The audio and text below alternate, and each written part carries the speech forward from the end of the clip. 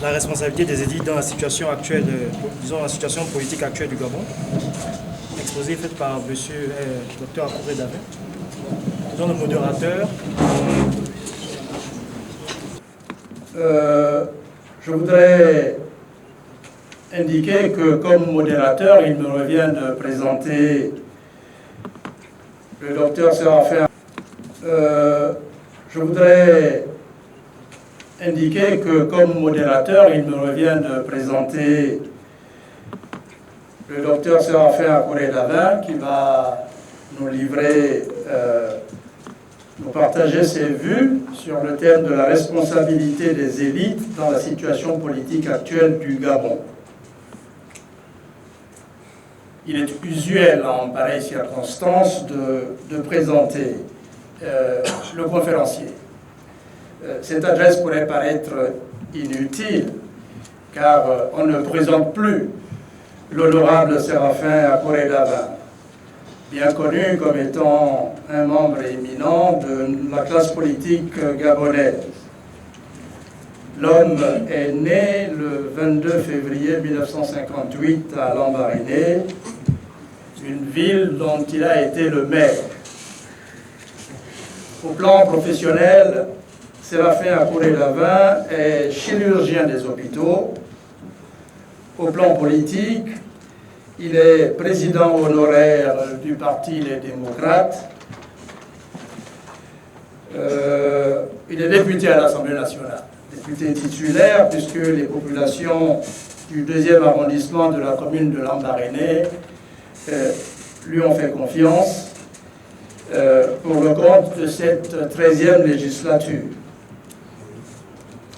Il est également président honoraire du Parti des démocrates et je termine en disant que l'Assemblée nationale, Séraphin Akouré Davin, connaît bien cette institution politique puisque notre conférencier du jour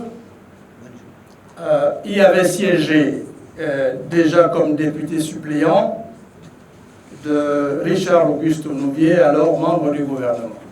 Alors, sans plus tarder, je vais passer la parole à l'honorable Séraphin Akouré Davin.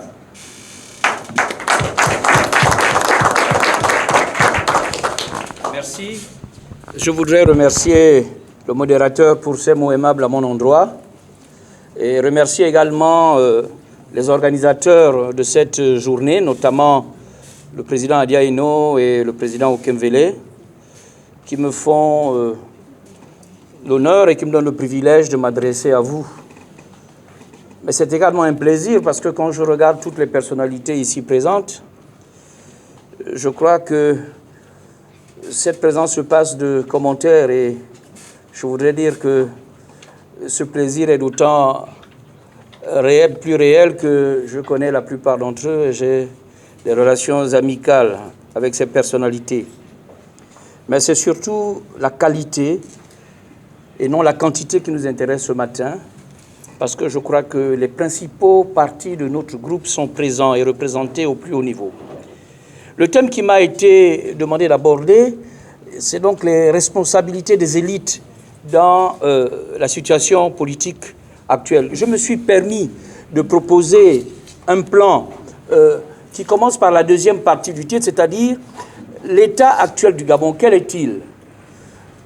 Je voudrais très rapidement parler du développement et des infrastructures et ensuite enclencher sur la situation politique.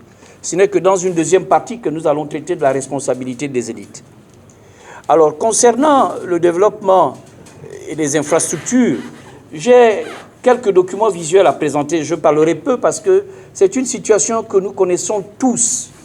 Et beaucoup d'entre nous se sont déjà exprimés dessus et ce sont des voix autorisées. Je vais commencer par une petite vidéo que nous avons certainement déjà vue, mais elle me paraît importante parce que ce n'est peut-être pas celle-là, c'est la vidéo que nous voulons regarder. La technique a ses aléas. Il a même mis les routes sur l'inconnu. technique à ces aléas, et je vous prie de nous excuser. Nous avions pourtant répété, mais... Ah.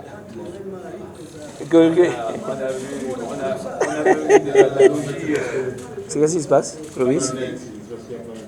Ah, il n'y a pas le net. Ah bon, c'est pas grave. Bon, si on ne peut pas la lire, c'est pas bien grave. Passez à l'image, à approcher l'image.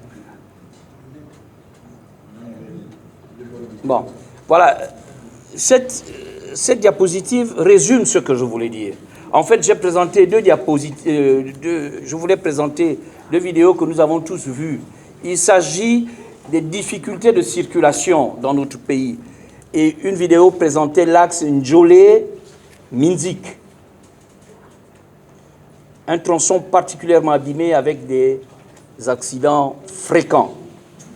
Et la deuxième vidéo nous présentait Libreville sous la pluie, notamment au carrefour Iaï, pour dire que, voilà, avec des gens sur des pirogues, pour dire que parmi les problèmes de développement que nous avons, l'un des plus importants est la route.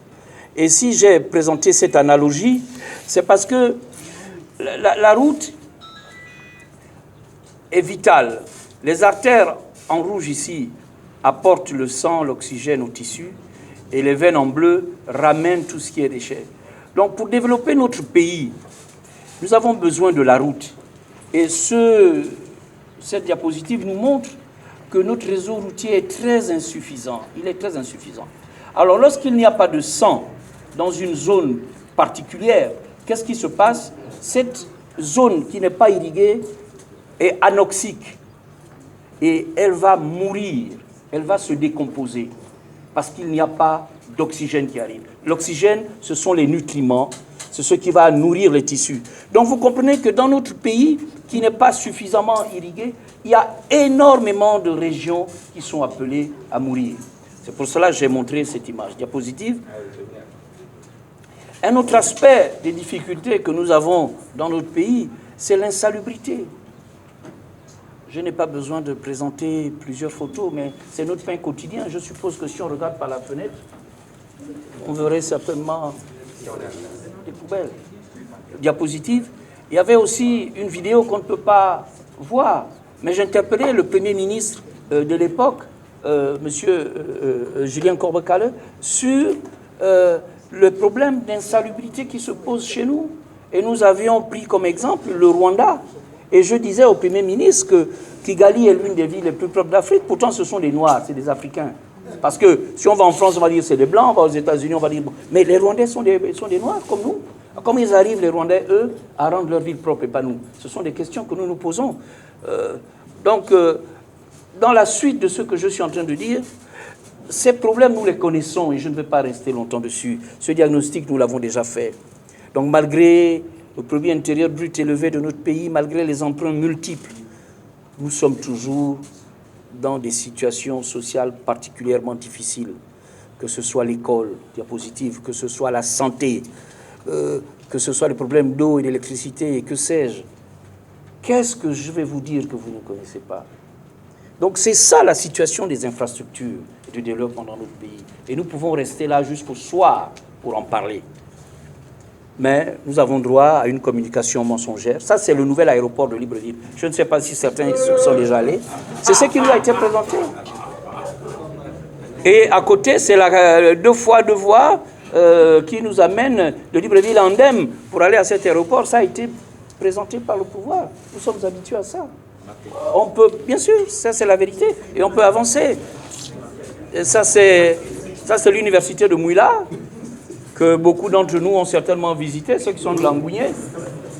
J'espère que il y a un visiteur illustre qui a été dans Langounier il n'y a pas longtemps. J'espère qu'il a fait le bilan et qu'il a visité cette université.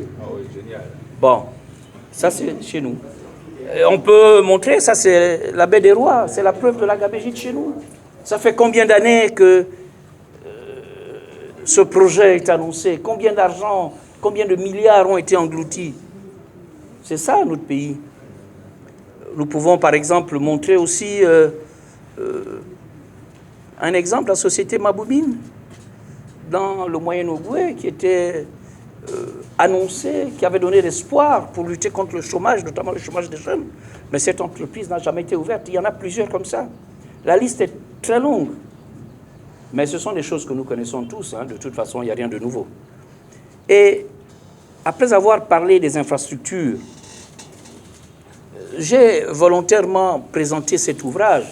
Je ne parlerai pas du fond, puisque personne mieux que l'auteur qui est présent dans cette salle ne peut parler de ce livre. Et vous voyez que c'est cette image, au-delà du fond, mais cette image m'interpelle. Déficit démocratique lié, vous voyez, au terme de mal-développement. Nous avons vu tout à l'heure que nous sommes en mal-développement au Gabon, nous sommes sous-développés. Et tout à l'heure, nous verrons que ce lien se fait avec un déficit démocratique lorsque nous allons, revenez s'il vous plaît, lorsque nous allons aborder, revenez, la diapositive, revenez sur l'ancienne, sur la voilà. Donc, c'est lié, mauvais développement d'un pays, déficit démocratique, ça va ensemble. Et vous voyez sur cette photo le président Léon Mba et le président de Gaulle. Ça nous amène aux antécédents. Lorsque on soigne un malade, souvent on s'enquiert des antécédents. Et nous avons besoin de notre passé pour mieux comprendre le présent. Et c'est pour cela que je suis séduit par cette image diapositive.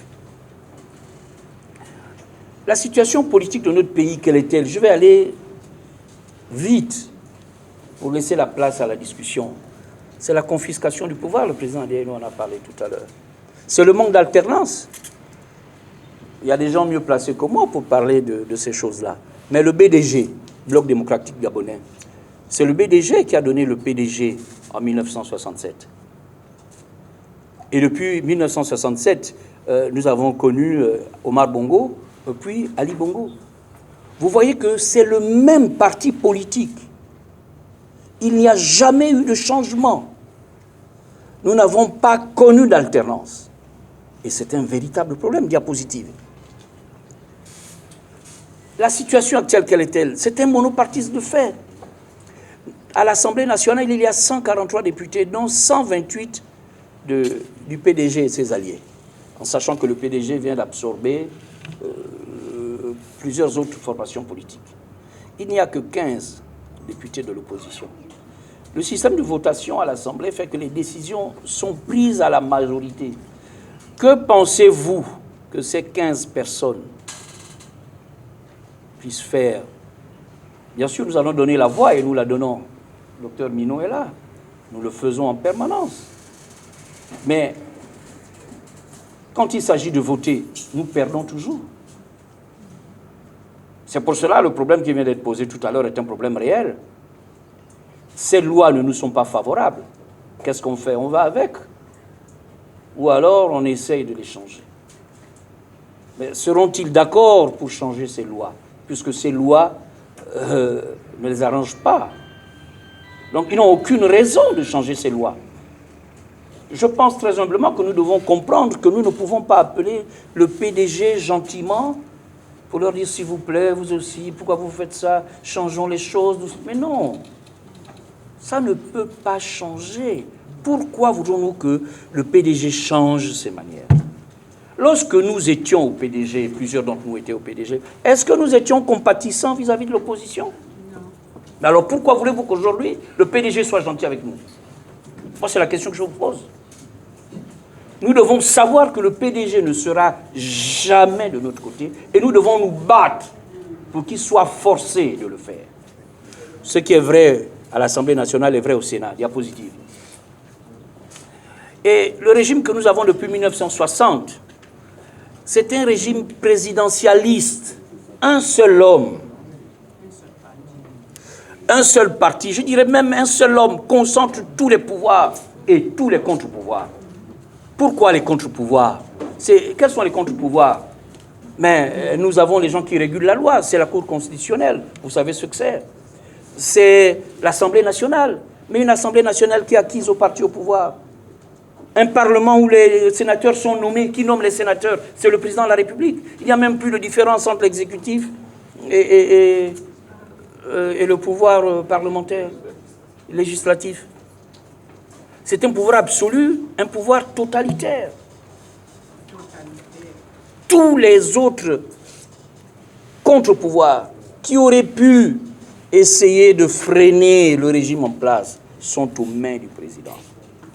Et à côté de ces institutions, il y a le pouvoir de l'argent. Le président Okemvele a parlé de l'expérience de Tchibanga. Moi, j'y étais à Tchibanga pour les élections. Je suis revenu avant le vote parce que je n'étais pas électeur. Mais j'ai été surpris par notre défaite parce que sur le terrain, les Gabonais ont fait leur part. Mais qu'est-ce qui s'est passé en définitive? Nos représentants dans les bureaux de vote ont été achetés, tout simplement. Mais bien sûr. Donc cela pose le problème de la préparation, comme le disait le président Diaïdo. Qui mettons-nous dans nos bureaux de vote? Qui? Chacun de nous a un prix. Moi, si on vient me dire à Kouré, je te donne 1 milliard, laisse passer telle ou telle chose, je vais réfléchir par 2 fois avant de refuser le milliard. Je prends cet exemple parce que nous sommes sujets à toutes ces sollicitations. Il faut pouvoir y résister. J'ai fait exprès de mettre un montant assez élevé, mais très souvent, dans les bureaux de vote, c'est 100 000 francs que l'on donne. C'est 200 000 que l'on donne à nos représentants et qui laissent faire. Donc je crois qu'il y a cette réalité. Et à côté du pouvoir de l'argent, il y a la force. Nous avons eu, lors du dernier défilé, une présentation, il y a eu un défilé qui nous a dit, sans ouvrir la bouche, que, écoutez, vous savez à quoi vous attendre. Et ce sont des intimidations que nous vivons tous les jours. Donc c'est un tout petit peu difficile si nous ne sommes pas diapositifs, si nous ne sommes pas préparés, si nous ne sommes pas engagés. Et j'ai parlé des antécédents. Vous savez qu'en 1967, je peux me tromper, mais je vois il y a des juristes, il y a des historiens dans la salle. Léon Mba et Omar Bongo étaient les candidats uniques à l'élection présidentielle, hein? Sauf si je me trompe. Ils sont passés avec 99,99. Donc ce n'est pas nouveau. Et Léon Mba était à Paris. Et Léon Mba était à Paris parce qu'il était malade. Je comprends ça. Bon. Donc, dans les antécédents, nous retrouvons déjà ces mêmes gènes. Le président Omar Bongo a fait évoluer la constitution gabonaise au lendemain de son accession au pouvoir. Ça a été le parti unique. Et nous avions payé les cotisations, je n'étais pas encore encarté. Que vous soyez au PDG ou pas, sur votre salaire, on vous retirait de l'argent. Nous l'avons connu. Donc nous n'avions pas le choix. Donc ce que nous connaissons aujourd'hui vient de loin. J'ai presque envie de dire, Ali n'a rien inventé. Hein. C'était déjà là avant. Nous ne faisons que continuer. Certainement, de manière, comme disait un de nos grands frères avant, nous volions avec les pelles. Maintenant, eux, ils prennent des tractopelles et bref, c'est une image pour rire, diapositive. Mais attendez, vous savez, il y a ça. Avec la complicité des élites. Nous viendrons tout à l'heure sur ces fameuses élites. Mais tout ce qui se fait au niveau du pouvoir se fait avec des élites. Parce que le président n'est pas un homme seul, il est entouré d'élites. Il y a des grands professeurs, il y a des gars qui sont, je vais utiliser une expression un peu triviale, qui sont calés en économie, etc., etc. Ce sont des élites. Mais elles sont avec le pouvoir. Et donc, c'est pour parler maintenant, diapositive, de la responsabilité des élites. C'est quoi les élites? Élite vient de choisir, vient de trier, c'est-à-dire ce sont les meilleurs, diapositives. Ce sont des gens qui sont supposés être la crème. C'est souvent un petit groupe qui se distingue. Ce sont des personnes qui occupent à leur valeur le premier rang. Ce sont des gens qui ont dans la société une place éminente. Diapositive. Ce sont les meilleurs. C'est la qualité supérieure. On parle de tireurs d'élite, on parle de corps d'élite, championnat d'élite. Ce sont les meilleurs de notre pays. Diapositive. À l'inverse, vous avez vu, diapositive, bon, on passe. Quel est le rôle de ces élites avant de les définir? Déjà dans le temps, les penseurs disaient que le genre humain vit grâce à quelques hommes. C'est-à-dire que c'est toujours une minorité qui va amener le groupe. Que ce soit Lucain, 39 ans avant Jésus-Christ, ou Sénèque le philosophe, c'est toujours un petit groupe qui tracte les autres. Diapositive. Pour dire que définir les élites, c'est difficile. Qui pouvons-nous reconnaître comme élite? Parce qu'il y a plusieurs catégories d'élites. Il y a des élites intellectuelles, il y a des élites professionnelles, il y a des élites sociales, il y a des élites artistiques et sportives. Donc c'est difficile de définir de manière correcte le terme d'élite. Diapositive. Chez nous, au Gabon, très souvent, quand on parle d'élite, on voit toujours le niveau d'études. C'est l'élite intellectuelle. Mais ce critère à lui seul suffit-il de conférer la qualité d'élite? Le fait d'avoir été à l'école, d'avoir eu des doctorats, etc. Est-ce qu'il n'y a pas d'autres personnes qui peuvent être considérées comme élites? Quels sont donc les meilleurs de notre société? C'est une question que je pose, je n'ai pas la réponse. Diapositive. Peut-on considérer comme élite un chef de famille? Parce qu'un père, c'est un exemple pour ses enfants. Je ne sais pas si le père de famille est une élite. L'intelligence, les enseignants, il y a des professeurs d'université ici, c'est certainement l'élite. J'ai assisté, j'ai regardé à la télévision, il y a une grande rencontre qui s'est faite sous la houlette du professeur Franck Diatta, et ils ont utilisé des termes, je ne sais pas qu'est-ce qu'ils ont dit, mais c'était tous les grands professeurs du Gabon qui étaient là. Donc l'élite intellectuelle, j'ai demandé au professeur Ikogu s'il était là, il m'a dit non, il n'y était pas. Bon, c'est pas grave.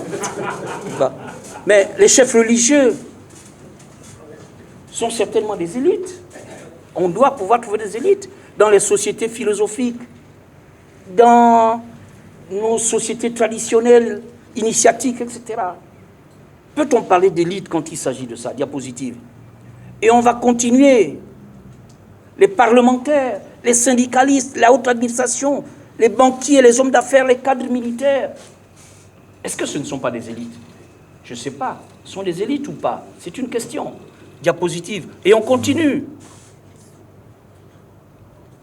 Nous avons donc, diapositive, nous avons donc la difficulté à définir exactement qui est élite chez nous et qui ne l'est pas. Les écrivains, les sportifs.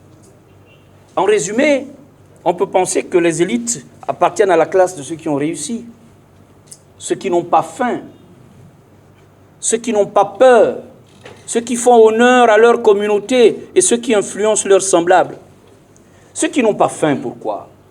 Parce qu'ils ont la résilience nécessaire pour résister à la corruption. Parce que l'un des problèmes de la maladie de notre pays, c'est la valeur de l'argent et la corruption. Diapositive.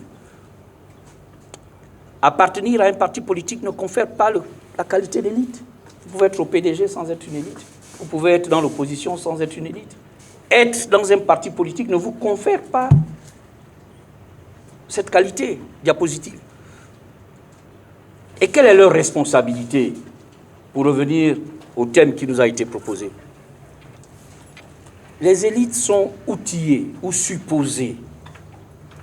Ils ont les outils pour comprendre leur environnement. Ils ont la résilience nécessaire, parce qu'ils ont réussi socialement, de résister à la corruption. Ils accèdent à l'information. Tout à l'heure, le président Adiano disait qu'avant, on ne savait pas toujours. Mais aujourd'hui, nous avons tous accès à l'information. Nous pouvons vérifier ces informations. Ces élites ont donc la capacité de comparaison. Et par-dessus tout, les élites ont un devoir d'exemplarité. Nous devons montrer l'exemple. Lorsqu'on avait un ancien, moi je vois Edmond Okembele, c'était nos anciens, un peu plus âgés, nous aider au lycée, mais Edmond jouait au basket. Mais nous voulions tous être comme Edmond à l'équipe nationale de basket. Vous ne saviez peut-être pas, mais le président Adia Ino jouait dans Buffalo, une équipe de football, ici à Libreville. Moi j'étais tout petit, nous regardions nos anciens. Nous avons tous vu, dans des domaines différents, des gens qui ont suscité notre admiration. Je pense que ces personnalités, on peut les considérer comme des élites. Diapositive. Et c'est pour cela, la responsabilité des élites est engagée ici, parce que ceux qui ont le privilège de la connaissance ont le devoir d'agir. Quand vous avez la lumière, vous devez éclairer les autres. N'allez pas demander à mon grand-père ou à mon oncle au village à Thiers, là-bas, à Lambaréné, de venir examiner le projet de loi sur la mise en place du CND. Qu'est-ce qu'il en sait? Mais demandons aux professeurs qui sont là, à ceux qui sont là, qui connaissent, de nous donner leur point de vue et de nous montrer la route. Ceux qui ont le privilège de la connaissance ont le devoir d'agir. Et c'est ça la responsabilité des élites. Diapositive. Quand vous regardez un train, le train est fait de plusieurs wagons. Mais un seul est motorisé. C'est la locomotive. Tous les autres sont tractés. Ils n'ont pas de moteur propre. Ils n'ont pas de capacité propre de déplacement. C'est la locomotive qui tracte.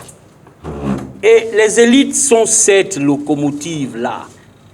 Mais qu'est-ce que nous constatons? Diapositive. Les élites semblent se départir de leur rôle de locomotive. Elles sont victimes de l'appât du gain. Nous sommes achetés. Et je peux vous dire que c'est difficile de résister. Tu as des problèmes à la fin du mois. Tu ne peux pas payer le courant. Tes enfants ne mangent pas. Ta femme a été mise dehors de son travail. Tu ne peux pas payer la scolarité. Tu as un enfant en France à qui le gouvernement avait donné la bourse, mais ils ont supprimé la bourse. Qu'est-ce que tu fais? Et puis, curieusement, il y a quelqu'un qui vient te dire, mais tiens, à courir. Non, il n'y a pas de problème. Moi, j'ai 300 millions là. Viens signer ta carte. Qu'est-ce que je fais? J'ai du mal à résister. Mais c'est ça. Nous sommes victimes de l'appât du gain. Et une fois nous avons fait le pas, on a un discours sophiste, on essaye d'expliquer l'inexplicable. On essaye de justifier l'injustifiable. C'est ce qui explique cette transhumance politique néfaste aux jeunes générations. Vous avez des très grandes personnalités qui, pour des raisons diverses et variées, vont amener toute leur famille politique, voire biologique, vers ce qu'ils ont renié, qu'ils ont attaqué quelque temps auparavant. Mais ça pose un problème personnel. Après, je pense qu'on peut avoir même des troubles du comportement. Parce qu'on n'est plus à l'aise avec soi-même. On n'est plus en accord avec sa personnalité propre. Et c'est néfaste pour les jeunes générations. Les jeunes aujourd'hui, j'ai pris l'exemple de nos anciens, nous les admirions. Mais les jeunes aujourd'hui vont admirer quoi? Vont admirer quelqu'un qui peut passer d'un parti à un autre, qui peut du jour au lendemain soutenir quelque chose et son contraire. C'est ça l'exemple que nous donnons aux jeunes. C'est ça l'une des responsabilités des élites. Diapositive. Alors, ces élites aujourd'hui sont complices par leur silence. Elles se rendent coupables de non-assistance à peuple en danger. Nous devons tracter les autres parce qu'ils n'ont pas la lumière, parce qu'ils n'ont pas les connaissances nécessaires. C'est nous qui sommes supposés être des élites, qui devons assister ce peuple en danger. Le peuple gabonais est en danger. Et l'élite gabonaise oublie que toutes les révolutions au monde sont préparées par les élites. En 1789, la Révolution française a commencé à se préparer avant. Tous les grands courants philosophiques ont préparé les évolutions de libération des peuples. Et ça se fait très souvent dans la douleur. Ce sont donc les élites. C'est sur ces élites que nous comptons, nous le peuple. Mais hélas, cette élite a démissionné. Diapositive. Mais il faut reconnaître, à côté de cette élite que nous venons de diaboliser, il y a des gens qui résistent. Il y a cette élite résiliente. Il y a l'implication de certains citoyens résistants. Des gens qui, malgré les misères, arrivent à conserver leur dignité et leurs idées. Le travail de certaines ONG, l'expression de la presse libre. Quand je vois certains journaux, je dis, mais ces gars-là sont courageux. Comment ils peuvent écrire des choses comme ça? Ils écrivent la vérité. Et encore faut-il être capable de l'écrire. Moi, j'ai beaucoup de respect pour ces journalistes de la presse libre. Et d'ailleurs, je regardais le journal, et par erreur, parce que souvent je ne regarde pas ce journal. Il y a un journal qui venait de suspendu Parce qu'ils ont présenté une image du président de la République avec un écoulement de bave. Mais c'est des événements, c'est des choses que l'on peut ignorer. Pourquoi venir suspendre un journal parce qu'il a parlé de cet événement qui est très peu important?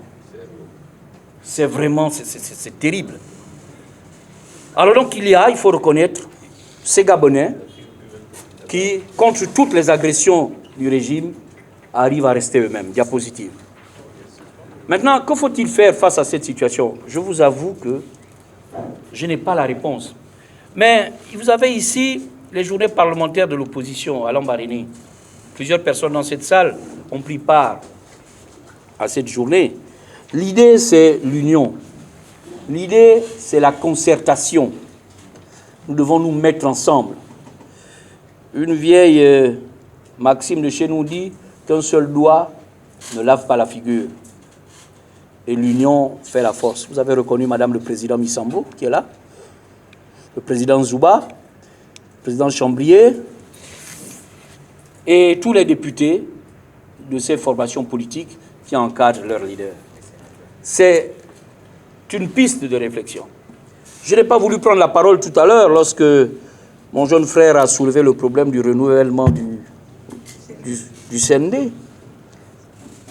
Mais le projet, la proposition de loi qui a été mise en place nous a été présentée. Les députés de l'opposition ont reçu le COTED.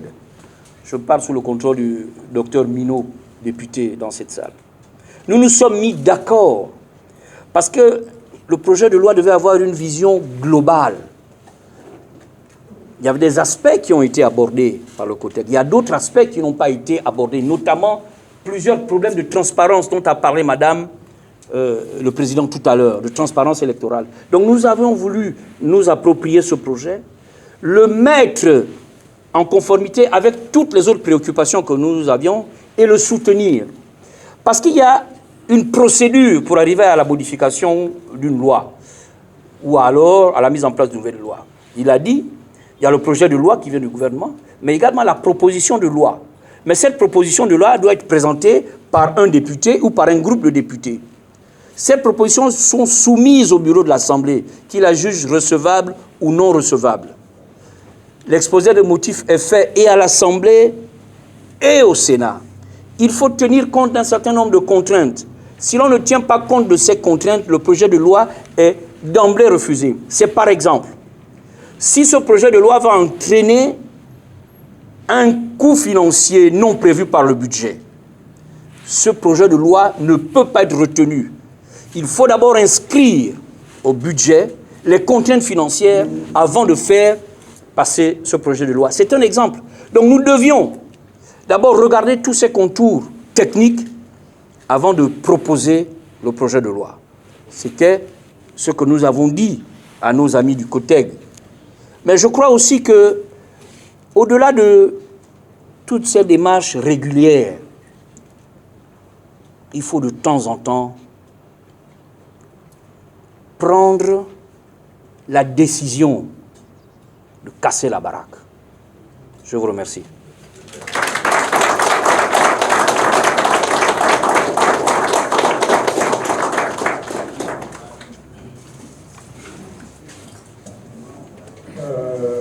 Nous remercions l'honorable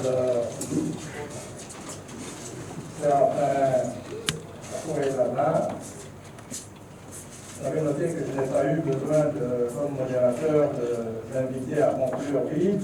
Il a été habile à nous partager assez vite et bien les grandes lignes de sa communication. Responsabilité des élites dans la situation politique actuelle de notre pays, c'est un sujet assez dense, assez compliqué, qui pointe la place de certains dans la marche du groupe des collectivités. Il a mis l'accent sur la difficulté qu'il y a à circonscrire cette notion d'élite. Quelles sont les élites, en effet? Est-ce que les élites doivent être identifiées uniquement dans les personnes qui ont appris, qui ont des diplômes, qui ont des qualifications particulières. Est-ce qu'il ne convient pas d'élargir cette notion à d'autres personnalités qui, sans être hautement diplômées, hautement instruites, sans être aux commandes d'entreprises, à la tête de partis politiques, etc., aident à donner un contenu à ce devoir d'exemplarité.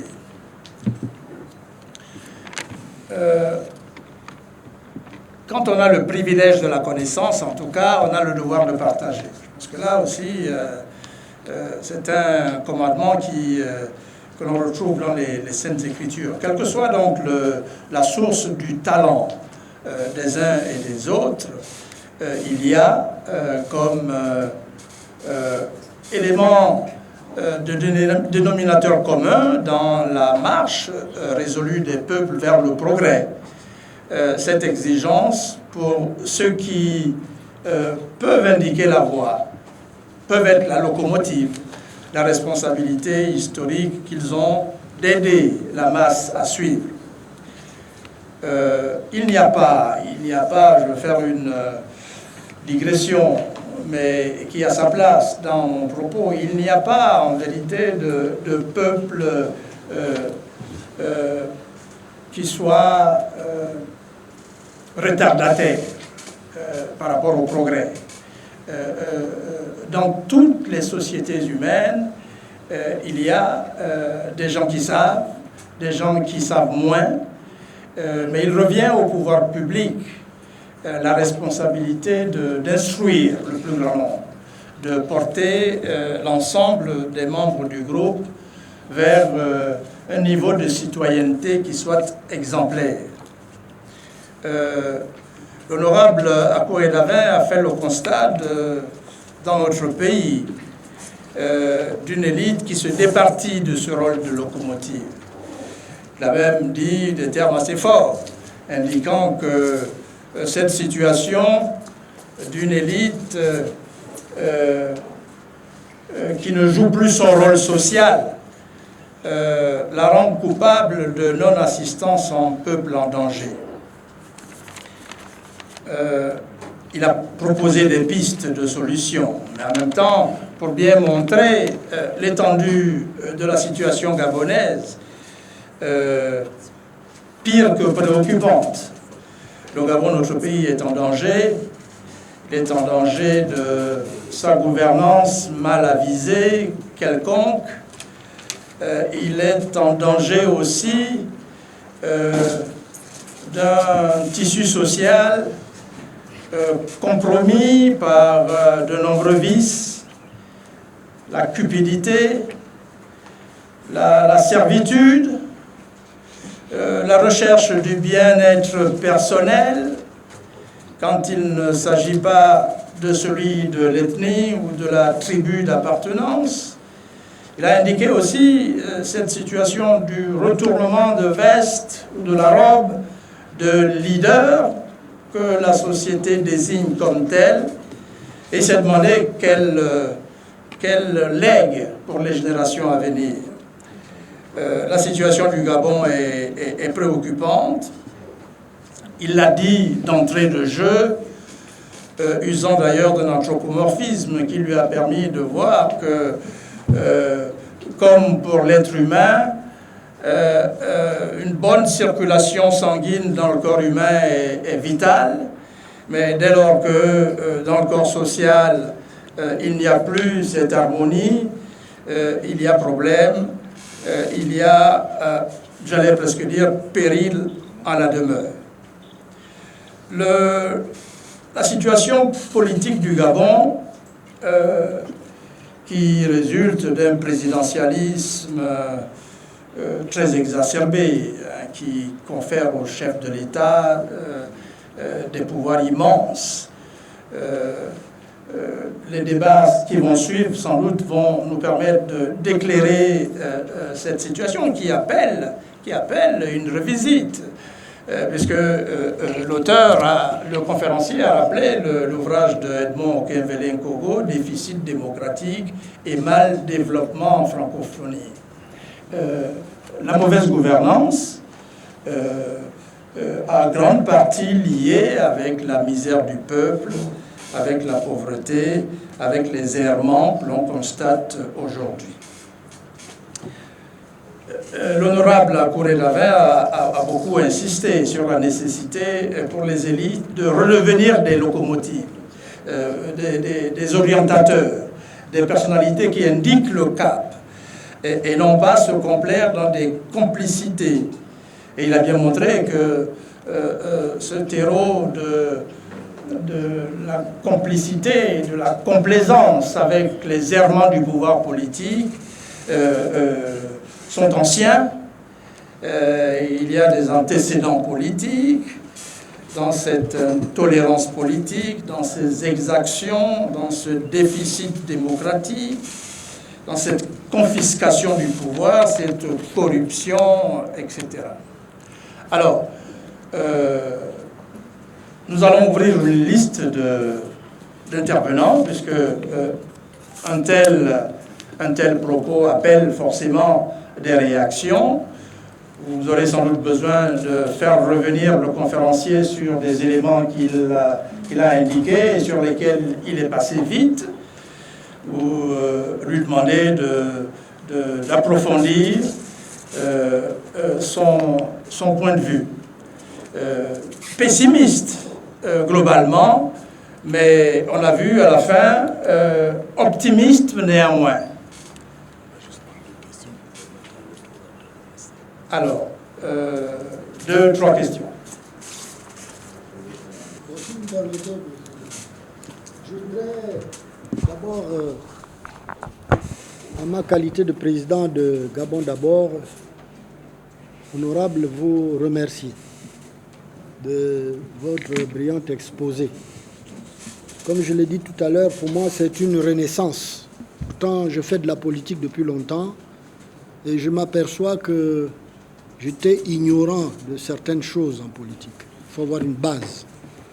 Et nos échanges depuis quelque temps, je crois, nous permettent à tous de mieux cerner les difficultés qui sont les nôtres à être réellement des hommes politiques, des femmes et des hommes politiques.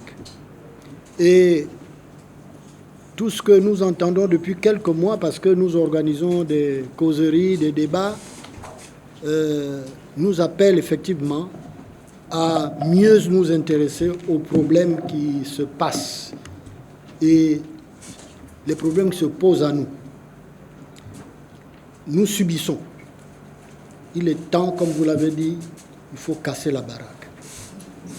Mais vraiment merci parce que ça conforte les uns et les autres, en tout cas nous qui animons cette structure, à faire davantage, mais surtout à être unis. Cette unité est nécessaire. Il y a des gens parmi nous capables d'affronter ceux qui sont en face de nous, sans complexe. Sans complexe. Et j'invite donc les uns et les autres à se serrer les coudes pour qu'ensemble, parce que chacun quelquefois prêche pour sa chapelle et nous nous rendons bien compte de la difficulté qu'il y a en face de nous. Je l'ai dit tout à l'heure, il y a des intérêts importants et il est difficile d'affronter ce que je peux appeler la montagne. Mais il y a la volonté des hommes. Et si nous sommes des locomotives, nous sommes capables de tracter nos populations pour qu'elles comprennent qu'elles aussi sont partie prenante dans ce combat-là. Parce que nous sommes seuls, effectivement. On a habitué nos populations à l'argent. Quand vous les appelez à un meeting, ils attendent que vous leur payiez le taxi. C'est cette habitude-là. Il faut casser ça. Mais il est temps, effectivement, tout ce que nous faisons là, c'est une très bonne chose. Et c'est pour cela que Ça ne doit pas s'arrêter dans un cercle comme celui-ci, dans une pièce comme celle-ci. Par moment, lorsque nous faisons des meetings ou des causeries dans certains quartiers, il faut qu'on appelle les gens qui ont la connaissance pour la partager à ces gens-là, pour qu'ils deviennent responsables. Responsables parce qu'il faut qu'ils comprennent que l'État, c'est aussi eux. Et c'est ce que nous en parlons. Oui, parce que je rencontre des gens, oui, mais nous, on n'est pas concernés, la politique. Mais la politique, c'est tout le monde. Parce qu'à un moment donné, on est interpellé parce que les inondations, on ne peut pas sortir de chez soi, mais on braille, on fait du bruit. Mais c'est déjà vous intéresser aux problèmes politiques, là. Au lieu que ça s'arrête là, à brailler, mais il est temps de vous investir, d'être présent sur le terrain, d'aider les hommes politiques. Ceux qui ont les mêmes vues que vous devez être derrière eux pour apporter votre revendication. Voilà un peu, vraiment, docteur, je voudrais vous remercier, comme je l'ai fait pour tous ceux qui interviennent ici, parce que ça nous apporte la lumière. Merci.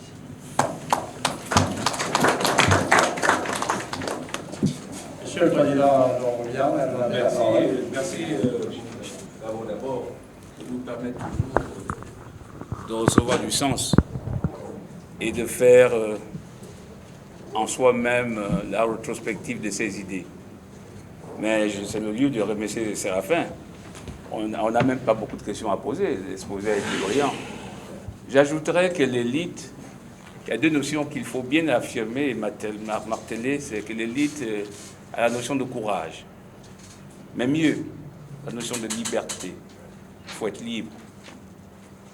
Il ne faut pas être traversé par ce courant latent et subliminal d'un tribalisme minable qui amène les Gabonais, quand nous sommes en cercle comme ça, d'affirmer des positions sérieuses, mais au sortir de là, ils se retrouvent en petit cercle pour affirmer qu'Adia est un Pongwe et que François Ndombian est fan de l'estuaire.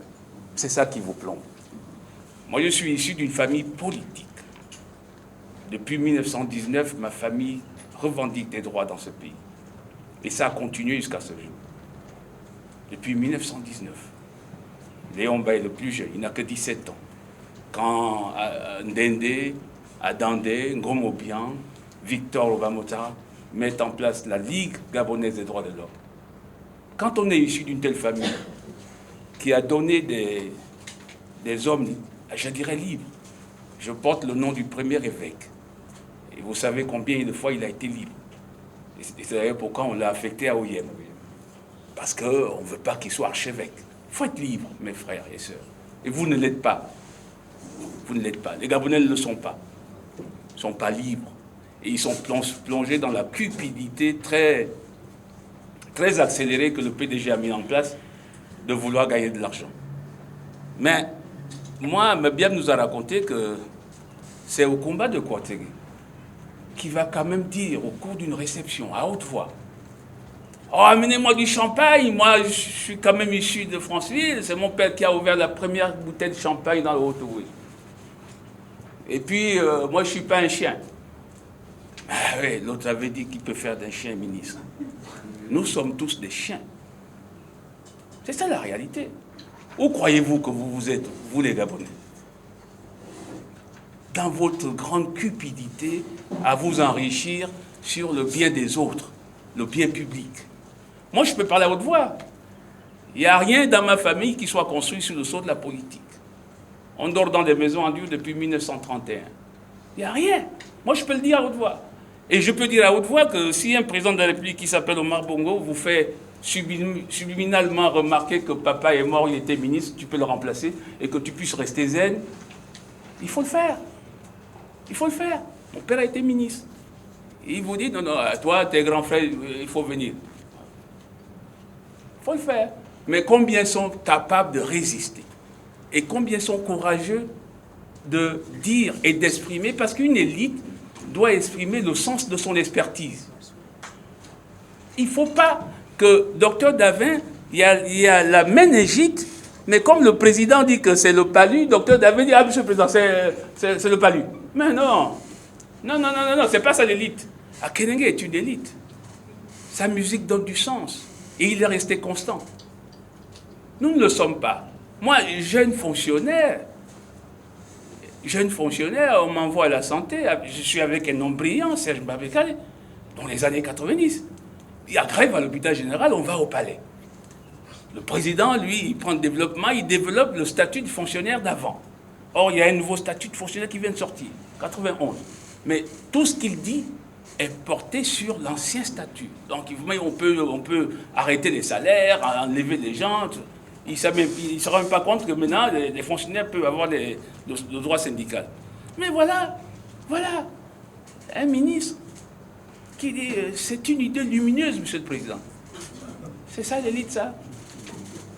Le président est à côté de la plaque, au plan juridique. Et toi, tu dis que c'est une idée lumineuse. C'est le docteur Edzan, directeur général de la santé, qui m'appuie. Je suis jeune, hein. Il dit, petit, parle. Et comme Omar, bon, il me connaît familialement peut-être, il dit, bah alors toi, là, Jiri, qu'est-ce que tu en penses? Je prends la parole, respectueusement, pour ramener, mais il met le doigt à la tempe, il dit, mais personne ne m'a dit ça. Mais voilà, il faut pouvoir lui dire. Moi, j'ai toujours dit, on accompagne. Quand on est conseiller de ministre d'Adiaïno, il faut lui dire la vérité. Il ne faut pas lui dire ce qui lui plaît. Il n'y a pas d'élite, mes frères et sœurs.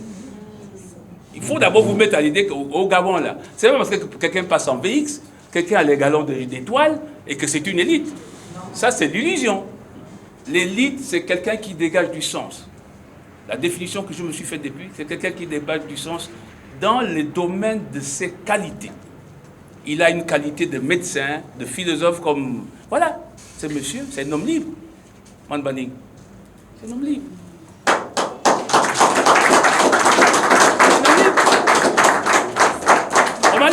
Il donne ses cours à l'université. Non, vous venez avec vos postes de doyen et tout, filez pas dedans. Parce que moi, j'ai dit à l'UOB, on n'enseigne pas. Quand soi-même, on a mis 7 ans pour avoir la maîtrise. On n'est pas brillant. Non, pour enseigner, on ne peut pas avoir passé 7 ans pour avoir la maîtrise. Et puis, même quand après, on arrive à être docteur en droit, en économie, et tu viens enseigner. Mais non, en France, là-bas, on regarde là-bas. On dit, bon, oui, bac, quelle année? 2EA, telle année, oui, pour être assistant. On regarde ça. Mais si tu mets 10 ans pour avoir une 2EA, et tu peux enseigner, tu ne comprenais rien. Bon, vous avez affaire à tous ces gens-là. Avec, comme on dit au quartier de Gros Do, ils sont professeurs à l'université, ils sont magistrats. Quel magistrat? J'ai enseigné là-bas. Quel magistrat? Quelqu'un qui dit que Nzouba transporte les devises? Non, il n'y a pas d'élite. Il faut vous dire qu'il n'y a pas d'élite. Vous, les Gabonais, là, il faut vous dire ça. Parce que on a fabriqué des chiens à la parole de l'autre. Je n'invente rien. Et ils ont pris les poches de pouvoir en main et les centres de décision en main. Vous voyez un douanier, c'est bien, il commande le port, mais il a quoi dans le fond? Il a quoi? Pour faire une interprétation de douanière. Quand un pare-brise vient des États-Unis, d'une Ford, c'est écrit en anglais, il te dit tu n'as pas déclaré que mais c'est écrit en anglais, monsieur. C'est écrit en anglais, c'est pas moi, tu devais faire anglais là-bas, dans tes cours de douane. Voilà, il n'y a pas d'élite. Ne vous en faites pas, dans tous les secteurs. Tu connais tous les faux diagnostics qu'il y a à l'hôpital. C'est pas moi qui vais te le dire. Tu connais toute l'incompétence qu'il y a dans tous les corps de métiers du Gabon. Mais parce qu'on a dit que il faut 2 Mpongwe pour être magistrat, il faut 4 femmes pour être médecin, il faut 3 pauvés pour être... Mais c'est pas ça, c'est pas comme ça qu'on construit une élite. Donc voilà ce qui nous rattrape. 50 ans d'obscurantisme, alors que dans ces pays, il y avait de l'élite. Il y avait de l'élite. Il y avait vraiment une élite. Moi, j'ai vu, dans mon temps en France, Samba jouer de l'harmonium. Quand nous sortons de l'église Saint-Pierre et que nous rentrons au palais. Il sort du séminaire. D'ailleurs, on n'a jamais su qu'il était de Logo et Vino. Ils étaient tous à monsieur. On n'a jamais su. Il n'y avait pas d'ethnie à cette époque-là. Et il jouait bien. Et le président Léon Bag de le féliciter en lui tapant à l'épaule. C'est ça une élite. Quand quelqu'un est dans le domaine de sa qualité et de sa compétence, on peut dépasser et ignorer ses origines. Il faut d'abord commencer par là si on veut trouver une élite.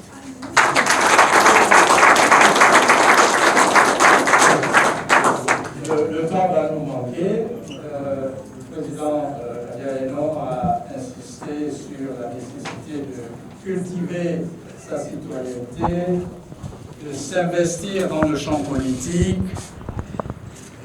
de se serrer les coudes, de bâtir une société qui soit égalitaire, puisque étant en République, nous sommes tous égaux devant la loi, quelles que soient nos connaissances, nos aptitudes, nos savoir-faire, etc. Le président Norobiang a éclairé cette notion d'élite en ajoutant la nécessité du courage, de la liberté, de la probité aussi.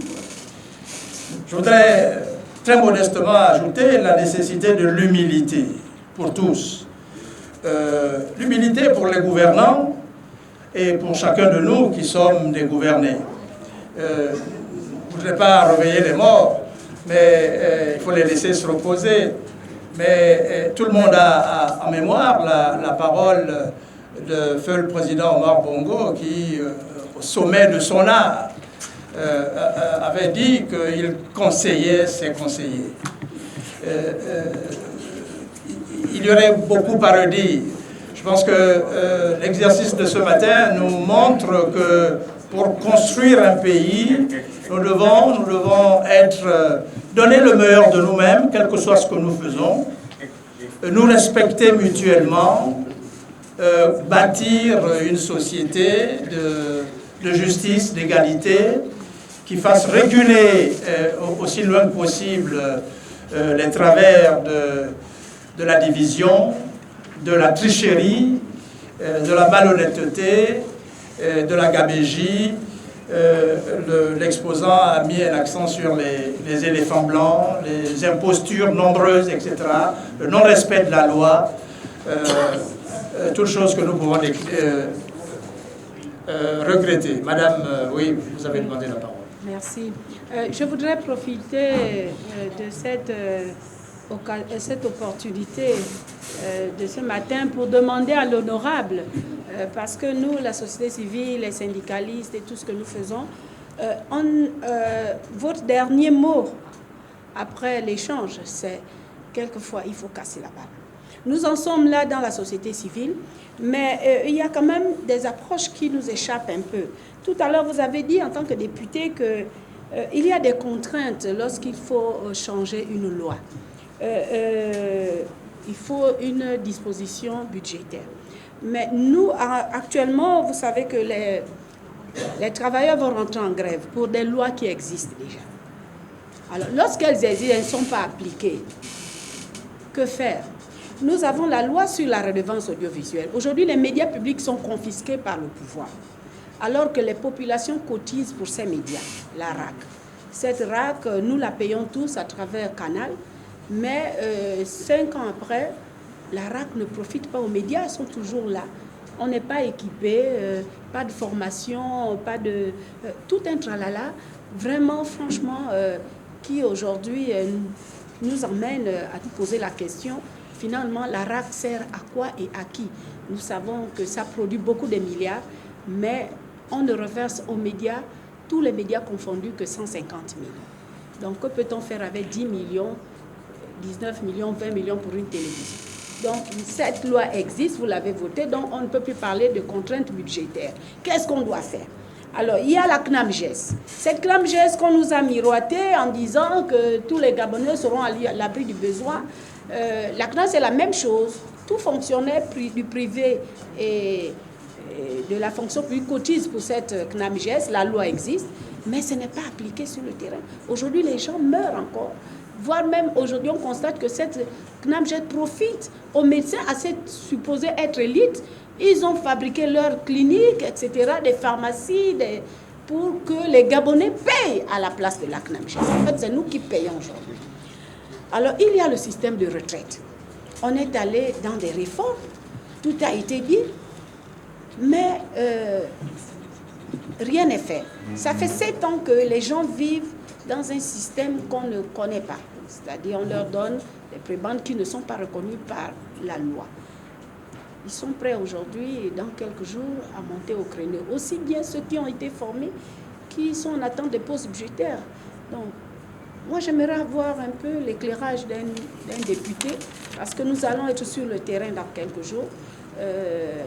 Face à ces lois qui existent déjà, comment nous, les populations, avec autant d'années qu'on a donné au gouvernement pour faire appliquer la loi qu'elles-mêmes elles ont votée par les députés, qu'est-ce qu'on doit faire? Alors, j'ai bien compris votre question. Je vais répondre très rapidement parce que je crois que nous avons les contraintes du temps. Effectivement, les lois qui existent ne sont pas appliquées. Et il faut faire toutes les démarches nécessaires pour aller vers les gouvernants, pour essayer de faire appliquer ces lois, mais malheureusement, on n'y arrive pas toujours. Dans une vie antérieure, j'étais syndicaliste, j'ai été président du syndicat Hippocrate. Je vais le dire comme je le pense.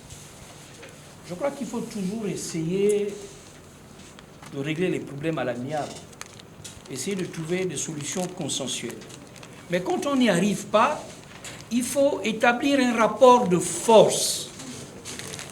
Parce que nous sommes dans un pays qui ne comprend que le langage de la force.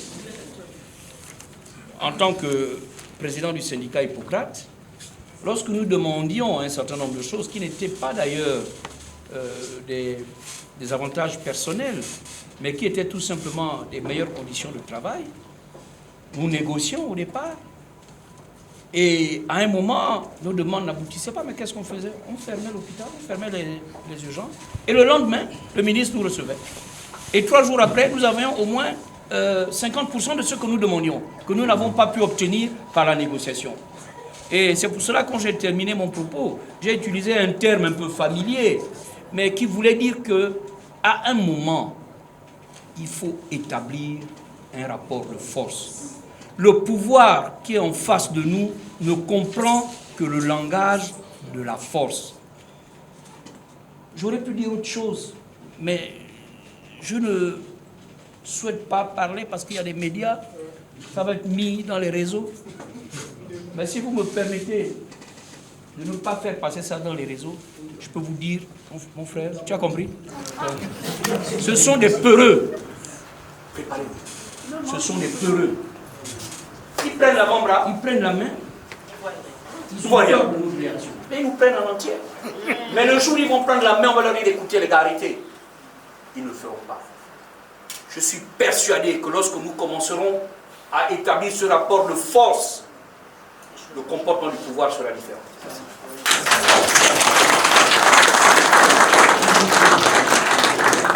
Je ne sais pas si nous avons encore du temps. Non, voilà, le temps n'est plus notre meilleur allié. Nous allons clore ce débat et laisser la place à la deuxième conférence. Je vous remercie. Excusez-moi, Madame le Président, vous souhaitiez prendre la parole. Oui, merci, Monsieur le Président. En fait, je voulais d'abord féliciter le docteur Akouré, parce que l'exposé était vraiment excellent. Je voudrais seulement ajouter une valeur que nous devons attendre de cette élite. C'est le patriotisme. Parce qu'il y a des moments, quand ils posent des actes, on se demande vraiment s'ils aiment. Est-ce que c'est des Gabonais? Ouais. Oui, parce que au-delà de... On a vu dans l'histoire des sommités qui ont dû faire des choses contre leur pays. Et donc, une élite, à mon sens, oui, au-delà de la compétence, de l'excellence, il faut ce substrat vraiment personnel d'aimer son pays et de se dépasser pour son pays. Et donc, en plus de l'humilité que vous avez évoquée, il y a la liberté et le patriotisme. C'est vraiment fondamental pour une élite qui se veut positive et qui veut faire à son pays un pas qualitatif. Merci voilà ce que je voulais ajouter. Ultime intervention. Comment a-t-on pu oublier de parler de patriotisme? dans un pays où la question mérite de se poser au regard de ce qui se fait et de ce qui ne se fait pas. Juste une contribution par rapport à l'intervention de l'honorable. Le constat que nous fait au niveau de la société civile, parce que la question importante, c'est celle de l'éveil de conscience. Le député, quoi qu'étant élu sous la bannière d'un parti politique, est d'abord le député du peuple. Nous, en tant que société civile, nous mourons de faim en matière d'information. Le constat qu'on fait, que vous soyez député de l'opposition, de la majorité, c'est que vous vous sentez plus député de votre chapelle politique. Ouais. Quand il y a des projets de loi, il y a des lois, vous n'informez pas la population. Nous sommes société civile. On a bel et bien envie également que la baraque casse. Mais si nous n'avons pas l'information, quand vous êtes invité à vous prononcer sur des sujets importants, sur des lois, des projets de loi, des propositions de loi, vous les gardez pour vous. Vous les gardez pour vos partis politiques. Nous, on intervient, c'est quand c'est déjà sous la place publique et c'est aussi à votre niveau, en tant que député de l'opposition, de changer de méthode. Vous connaissez les sièges des organisations de la société civile. À défaut d'avoir un site pour diffuser, afin que nous soyons informés, que nous puissions prendre des décisions qui s'imposent à temps, essayez de voir comment collaborer avec les acteurs de la société civile. Les projets de loi, on sait tous qu'une fois que vous avez voté la loi, on ne peut plus, nous en tant qu'acteurs de la société civile, la contester au niveau du Parlement. Ce qui est l'inverse des actes réglementaires. Nous, on a pu attaquer des actes réglementaires parce qu'ils ont été publiés. On aurait voulu en amont attaquer une loi, mais on ne connaît pas le contenu de la loi. On ne sait pas de quoi est-il question au niveau des débats. Et pourtant, vous, dans l'opposition, vous savez de quoi il est question, mais vous gardez ça pour vous. On ne peut pas agir en amont d'une loi. Et une fois qu'elle est validée, on ne peut plus agir parce qu'on ne peut pas contester une loi devant la Cour constitutionnelle une fois qu'elle est validée. Donc, on vous invite également à changer de méthode. Ne considérez plus seulement le fait que vous soyez le député de votre parti, agissez comme étant les députés du peuple et donnez l'information au même moment au peuple que quand vous la donnez à votre parti politique. C'est ça ma contribution. Vous avez parfaitement raison, monsieur. Si le député est élu de sa circonscription électorale, une fois qu'il est élu, il est élu de la nation entière. Oui, dernière prise de parole. Je voudrais revenir sur la notion du patriotisme. Est-ce que nous pouvons parler du patriotisme lorsque les Gabonais ne connaissent pas leur histoire? Est-ce que nous pouvons parler du patriotisme lorsque les Gabonais ne connaissent pas leur culture? Je pense qu'on est attaché à une nation lorsqu'on connaît sa culture. Mais la réalité aujourd'hui nous montre le contraire, que les Gabonais ne connaissent pas leur culture. Nous sommes des acculturés. Donc je pense qu'il faudrait d'abord aussi repartir à la source, à la racine. Sans doute, sans doute. Mais je pense que dans l'esprit de Madame le Président, il s'agissait d'encourager la construction d'une citoyenneté gabonaise qui soit la même pour chacun de nous tous et le respect des intérêts nationaux à chaque fois que nous agissons. Et ce respect de l'intérêt national s'entend comme d'une valeur plus forte que nos appartenances ethniques.